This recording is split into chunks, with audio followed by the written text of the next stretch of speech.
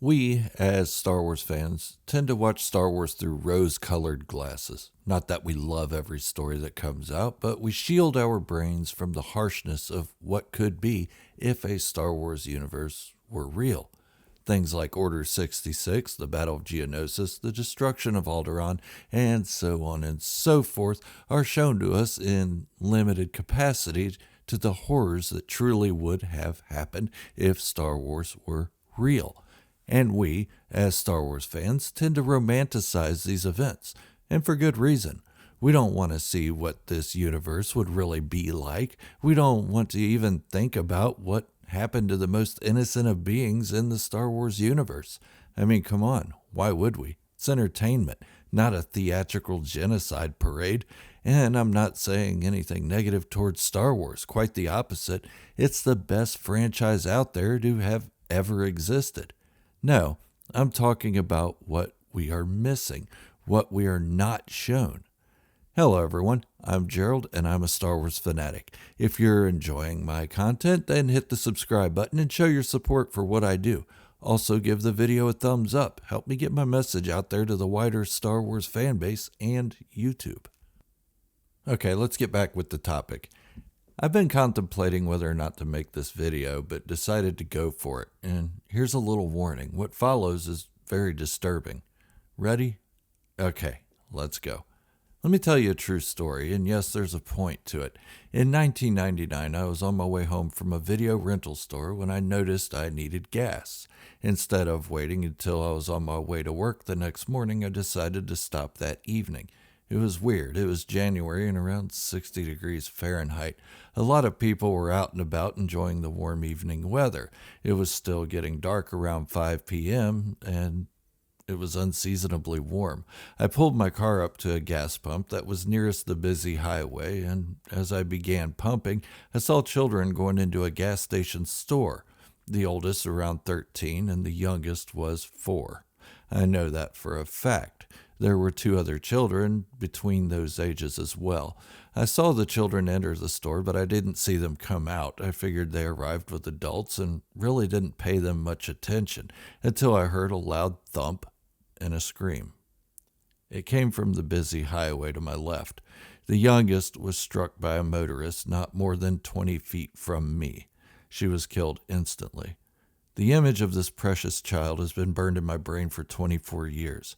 I was 26 years old at the time, and I still wake up on occasion with nightmares about the incident. I spoke with police about what I had seen at the scene, but I didn't see much until it was already over. It took me hours to get home. My oldest daughter was 2 years old at the time. When I got home, I picked her up and just held her and cried. This is something I hope none of you ever have to witness. The Phantom Menace was about to release in theaters that May. I was excited for it.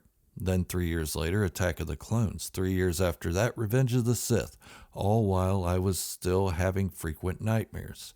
So when the scene for Order 66 came on the big screen, I thought, okay, this is where the Jedi meet their end that we heard about for so long. And I was right. But then the Jedi Temple scene with Anakin igniting his lightsaber in a room full of younglings, this terrified me. Were they really going to show Anakin Skywalker kill children?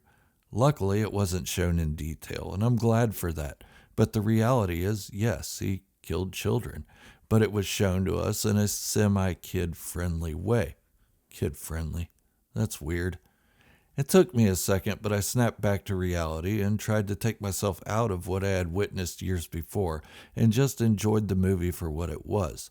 Before Anakin turned, I thought, don't do it, even though we all knew what the outcome would be. But after Order 66, I wished he'd died in the lava on Mustafar. There should have been no Darth Vader and definitely no redemption for Anakin Skywalker. But it's fantasy, and ultimately Anakin Skywalker perished anyway. The reality is, children were killed throughout the galaxy, even enslaved, beaten, and implanted with explosives. The Star Wars galaxy is harsh, cruel, and murderous. So anytime I hear someone say, I hope they show Anakin Skywalker in the Jedi Temple on Coruscant during Order 66, I have to ask myself, do I want to see that? And the answer is always hell no. But I wrote a fan fiction about it. That's weird. Yeah, I did, as a way to show people the horrors that went along with Order 66. In Revenge of the Sith, it was only glossed over, and for good reason. There are people like me who have nightmares over that kind of stuff. It shouldn't be glorified, nor should it be celebrated. I don't know, maybe I'm taking it too seriously, but I think what we got was the right amount of censored content. After all, Star Wars is mostly for kids. But we know children died in Order 66, but did all of them? Were any able to escape? There lies another harsh reality. What if a few of them were able to get out of the temple? And I'm not talking about teenagers, I'm talking about 10 and under. What would their fates be like? Hunted by the very man who killed their friends.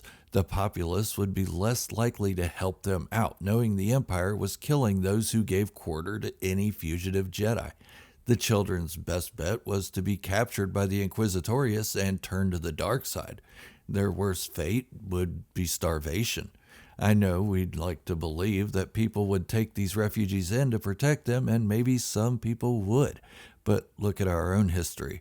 Far more people turn a blind eye to atrocities than those who helped save innocent people, even children. I don't know why, but I have become a huge fan of horror movies.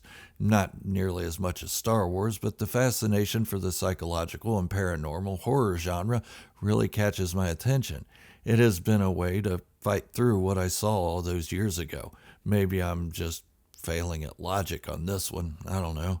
I guess it's likely, but writing and talking about what I witnessed has been a great release. It's helped me, but I don't want to see the graphic details of children being slaughtered in Star Wars. I know the word war is in the title, and war is horror. But the graphic details do not need to be shown to me, and they definitely don't need to be shown to the intended audience, children. I know what it entails. I have an imagination, and none of it's pretty when I think about it. I don't know why someone would actually want to see more of that.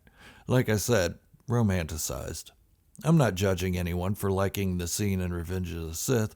Actually, that scene should break our hearts. It alludes to a hard truth about this kind of genocidal war.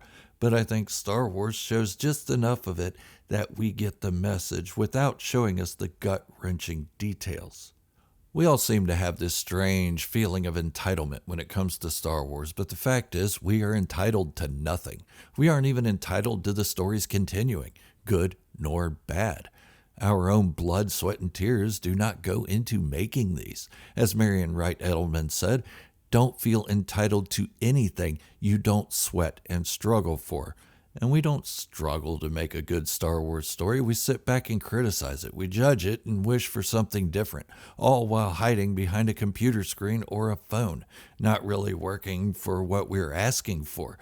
You don't have to like Star Wars stories coming out, but don't think for a minute we are owed another second of Star Wars content.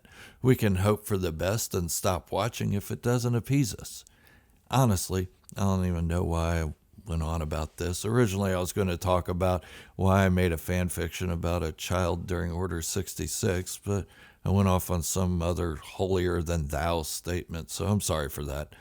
Anyways, the horrors of what happened during Order 66 was less of a reason to make that fan fiction. It was more for my own weird therapy.